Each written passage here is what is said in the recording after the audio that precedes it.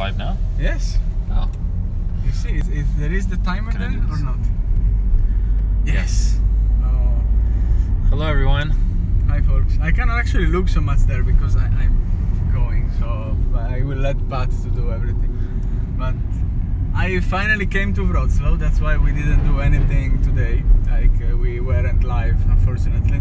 But it's because we are doing like planning the future present shows for. It's actually the first time we're physically meeting.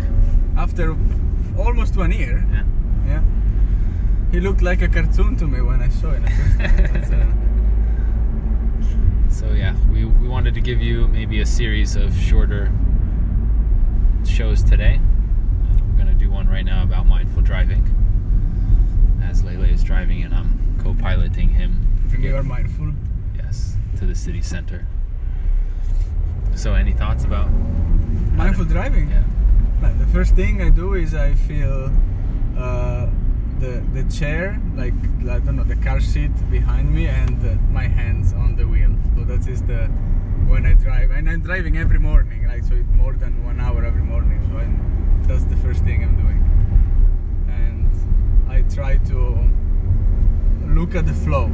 I'm not sure if it's the good thing to do, but I'm trying to look at the flow, like to see the things that are passing. Here? Yeah. Like this car. No. But they have So I see the things that are passing by, and then I just try to notice them. You know, I think this is the easiest thing when you're driving, is to do this kind of mental note. So when you see something, you just quickly notice it. What you notice. So then, like tree, car, another tree, turn, and this actually brings you back to the present.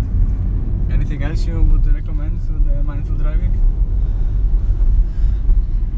When I was younger, a few years back, and I was experimenting more with awareness, or non-judgmentalness, so to say, I would drive. I was also driving for like an hour to get to the university.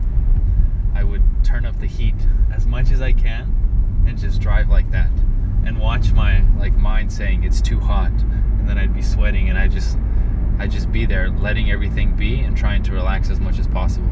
And then I would do the same to turn it totally cold. So make it uncomfortable to feel the discomfort. Okay.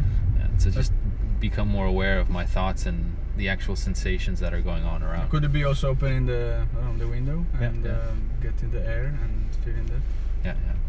Yeah, I took it a bit more, I guess, extreme, but you could do that.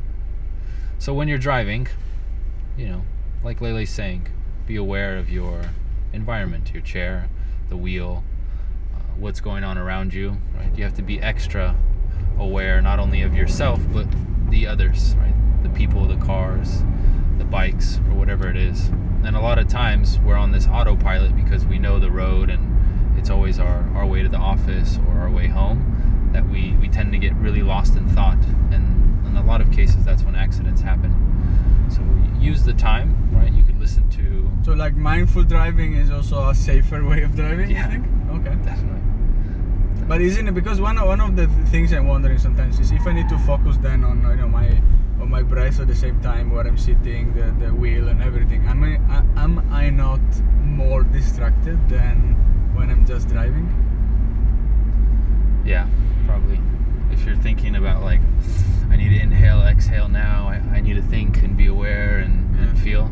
So what do you do to make it instead less distracting? Before you start the car or on a stoplight or something, that's when you can breathe, relax more. And a lot of times we get upset because there's traffic or somebody brakes or this person's honking at us. So that's good times to also practice, awareness of the self and what your mind starts doing, right? And prevent swearing. Prevent swearing, yeah. And if you really do want to swear, then just be aware of the swearing and make it more fun than something angry. That's a polite swearing. Polite swearing. Swearing with love. Oh, that's an interesting thing, that one. It's a train, but it's trying to reach out space, right? Well, I was supposed to tell you to go. Okay, we're okay then. Alright, that's it for mindful driving. I think so. You know, try it out. It isn't. I mean, it's nothing special, but it's true that we often realize we reached a point into our way to office or home, and we didn't know how we got there, right? Or it's true that sometimes, you know, we drive and we tend to do so many things, like texting or doing or watching around, and instead the mindful driving as such is really trying to avoid any kind of distraction. So for example, if you're listening to the radio, try to not listen to the radio.